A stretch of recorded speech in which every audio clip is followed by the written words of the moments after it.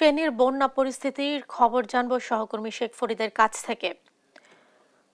ফরিদ, ফেনীর বন্যা পরিস্থিতির সবশেষ খবর আমাদের জানাবেন, আর পাশাপাশি জানাবেন যে পানিবন্দী মানুষ কি বলছে।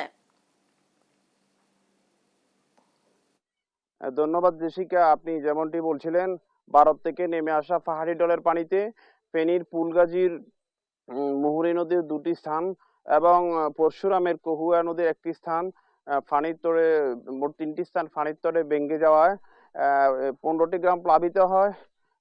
ইতিমধ্যে প্লাবিত অঞ্চলগুলোতে মানুষের মধ্যে অস্বস্তি এবং কষ্ট দুটোই বিরাজ করছে।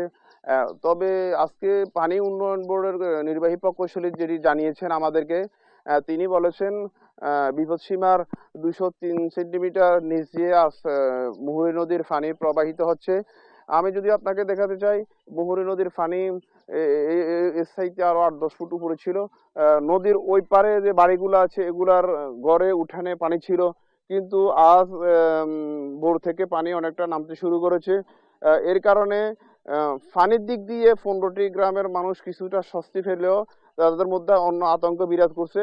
কারণ যদি আবার একটু বৃষ্টি হয় এবং পাহাড়ি ঢলের পানি যদি আবার আসতে থাকে, তাহলে আবার একই অবস্থা বিরাজ করবে। এই বাংলা তিনটি স্থান, কহুয়া নদী, পরশুরামের কহুয়া নদীর উত্তর এলাকা, দক্ষিণ এলাকা, চিচুলিয়া, এই গ্রামের মানুষগুলো এবং ফুলগাজীর দৌলতপুর, বড়ইয়া এলাকার মানুষগুলো কষ্টে দিনাতিপাত করছে। কারণ পানি নামতে শুরু করলেও কিন্তু এইসব এলাকার ফসলি জমি ক্ষতিগ্রস্ত হয়েছে এবং উঠানে এবং স্যাঁতসেঁতে অবস্থা বিরাজ করছে। এবং কয়েকদিনের অস্বস্তিকর পরিবেশের কারণে এবং কষ্টের কারণে কিন্তু অনেক শিশুদের মধ্যে রোগ বিমার দেখা দিয়েছে এবং কৃষি জমিগুলো ক্ষতিগ্রস্ত হয়েছে। পানি উন্নয়ন বোর্ডের নির্বাহী প্রকৌশলীর সাথে আমি আজকে কথা বলে যেটি জানলাম, তিনি বলেছেন এই যে 3টি স্থান ভেঙে গেছে, এই 3টি স্থান কিন্তু এই মুহূর্তে মেরামত করা যাবে না।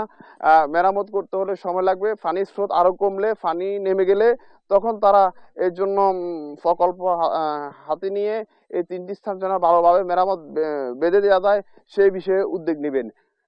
এই ছিল দেশিকে আমার কাছে ফেনীর পরশুরাম এবং ফুলগাজীর কহুয়া নদী ও মুহুরী নদীর ভাঙ্গন স্থান থেকে সর্বশেষ পরিস্থিতি। ফরিদ, আপনাকে ধন্যবাদ।